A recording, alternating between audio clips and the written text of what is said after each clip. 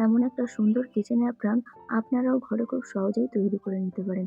যার জন্য আমি লেন্থটা নিয়েছি ২৪ ইঞ্চি এবং ওপরের পার্টটা নিয়েছি হচ্ছে ৪ ইঞ্চি এবং সাইডে যেটা দেখাচ্ছি ওটা আমরা ৬ অব্দি নামিয়েছি।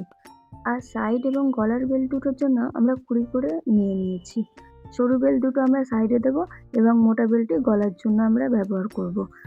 পকেট বানাতে হবে যার জন্য আমরা একটা সাইজ মতো করে আপনারা আপনাদের ইচ্ছে মতো সাইজ মতো করে পকেটটা কেটে নেবেন।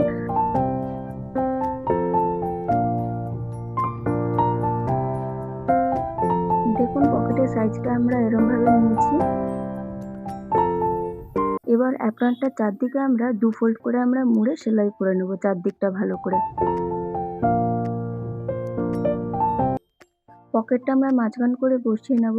বসিয়ে পকেটটার শুধু ওপরের দিকের মুখটা খোলা রেখে ৩ দিকটা আমরা সেলাই করে দেব। বেল্টগুলো সেলাই করে নিয়ে সোজা করে নিয়ে আমরা সাইজ মতো বসিয়ে দিলে আমাদের তৈরি হয়ে যাবে অ্যাপ্রন।